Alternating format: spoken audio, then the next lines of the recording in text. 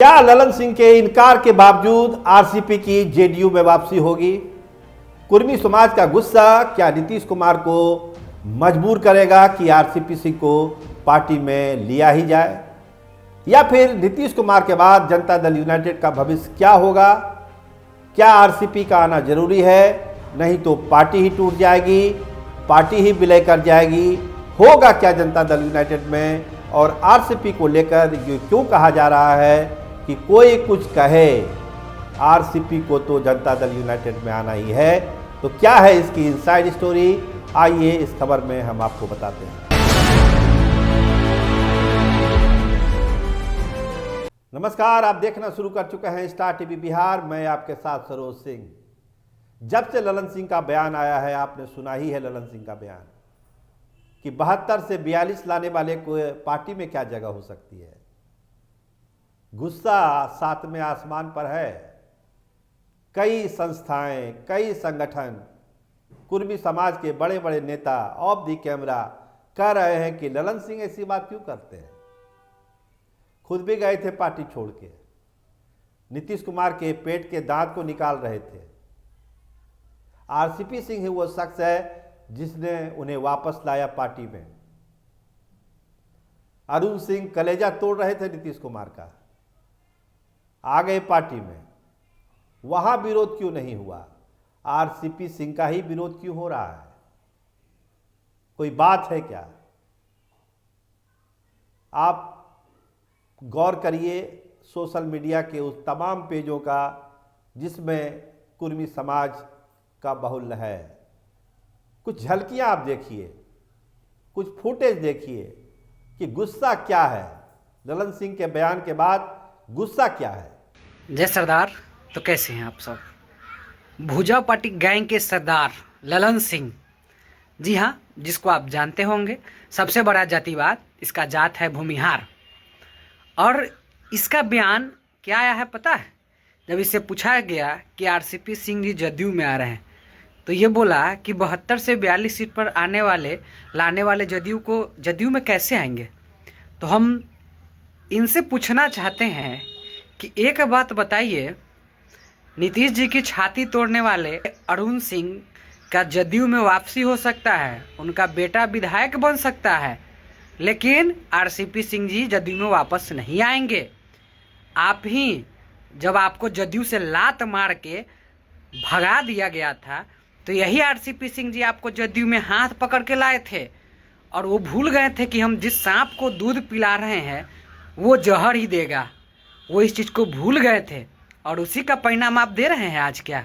और आप शायद भूल रहे हैं, आपने क्या कहा था नीतीश जी पर, और आपने व्यक्तिगत टिप्पणी दिया था कि नीतीश कुमार जी के पेट में दांत है।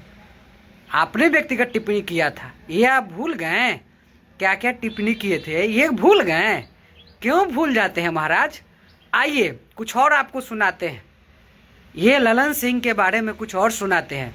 यही ललन सिंह भाजपा और लोजपा के चिराग पासवान जी के साथ इसका साठगांठ था, और पिछले बार जो 72 से 42 पर सीट आया, उसमें 20 से 25 भूमिहार को टिकट मिला था, और उसी भूमिहार ने जदयू के सभी सीट को हराने का काम किया।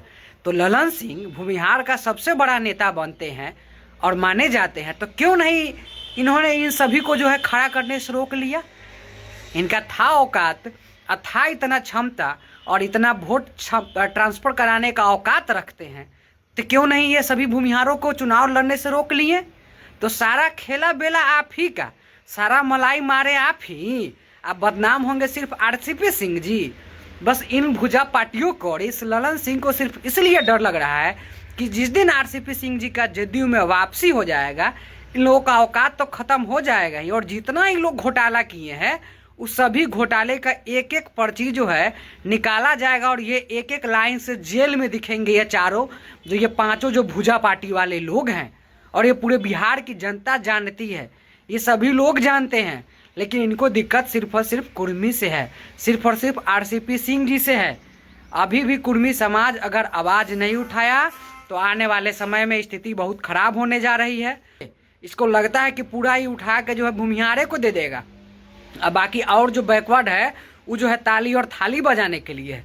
मतलब इसके नज़र में जो है फॉरवर्ड जो है अनंत सिंह जैसा जो है अपराधी वो क्या हो गया, वो जो है एकदम संत हो गया, और बैकवर्ड का जो हो गया व्यक्ति वो अपराधी हो गया।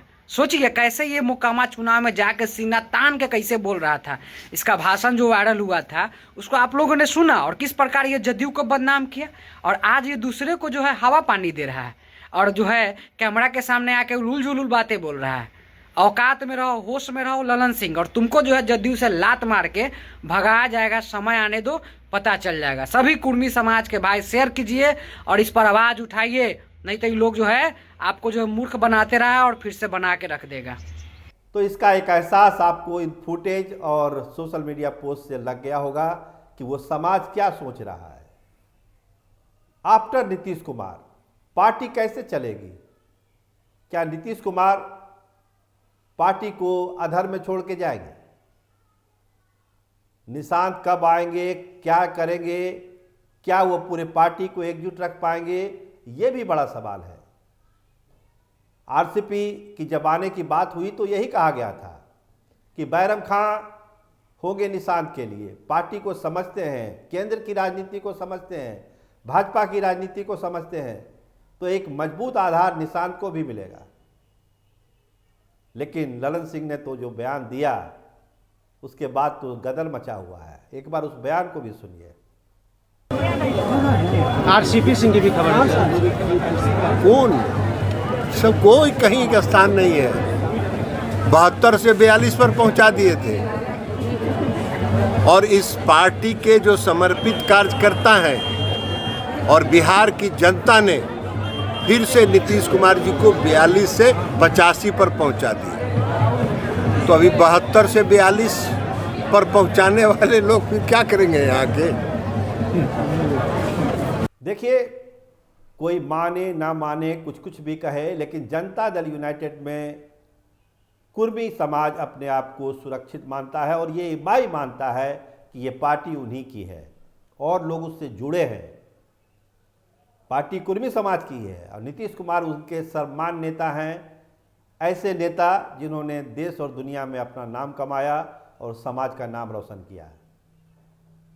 अब उसके जगह पर कोई दूसरा आएगा, ये जनता दल यूनाइटेड के उन लोगों को मंजूर नहीं है जो शुरू से नीतीश कुमार से जुड़े हुए हैं। उम्र के जिस पड़ाव में नीतीश कुमार हैं वहाँ एक ज़रूरत स्टैंड बाय की है। वो स्टैंड बाय कभी निशांत के रूप में, कभी आरसीपी सिंह के रूप में, कभी मनीष वर्मा के रूप में खोजा जाता है। वो स्टैंड बाय संजय झा, ललन सिंह, विजय चौधरी के रूप में ये समाज नहीं खोज रहा है और ना इसको बर्दाश्त भी करेगा। उसकी खोज इन्हीं नामों तक सीमित है, चाहे वो निशांत हो, चाहे आरसीपी सिंह हो, चाहे मनीष वर्मा हो। इन्हीं नामों के बीच ये समाज अपना नेतृत्व खोजता है नीतीश कुमार के बाद।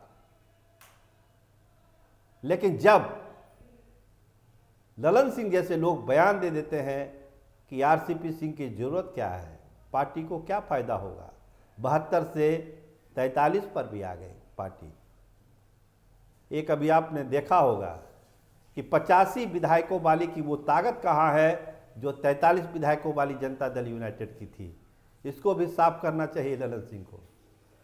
तो बहुत सारी चीज़ें चल रही है कुर्मी समाज के बीच में, पार्टी के अंदर भी, और पार्टी का जो नेक्स्ट स्टेप है, मतलब आगे की जो राजनीति पार्टी को करनी है, उसमें आरसीपी की क्या भूमिका होगी, इस पर भी एक गहन विचार विमर्श है। क्योंकि इतना तय है कि एक अलग पावर सेंटर क्रिएट होगा और उस पावर क्रिएट से कहीं ना कहीं जनता दल यूनाइटेड की अंदरूनी लड़ाई और तेज होगी। लेकिन जैसा हमने आपको कहा कि ये समाज क्या चाहता है, क्या खोजता है, इसकी महत्वाकांक्षा क्या है, ये इन्हीं 3 नामों के बीच घूमता है। एक निशांत कुमार, आरसीपी सिंह और मनीष वर्मा। इन्हीं के बीच पार्टी को कुछ खोजना है, बाकी कोई विकल्प नहीं है। इसीलिए ये चर्चा बहुत तेज है कि ललन सिंह कुछ भी कहें, लेकिन आरसीपी सिंह को तो आना ही आना है, भले वक्त लग जाए, लेकिन नीतीश कुमार को एक फैसला तो लेना पड़ेगा। लोग प्रहलाद यादव का उदाहरण देते हैं कि ललन सिंह ने कह दिया तो प्रहलाद यादव को टिकट नहीं मिला। लेकिन कुर्मी समाज के बड़े नेताओं से आप बात करिए, कि आरसीपी सिंह प्रहलाद यादव नहीं है। 25 साल 30 साल का रिश्ता है नीतीश कुमार के साथ, और वो रिश्ता ही वो बुनियाद है जो आरसीपी सिंह को दोबारा जेडीयू में लेके आएगी। तो एक बड़ा सवाल जनता दल यूनाइटेड के नेतृत्व के सामने भी है, पार्टी के सामने भी है। आरसीपी खेमा इस बात को लेकर आज भी आशान्वित है कि नेताजी का तो लौटना तय है।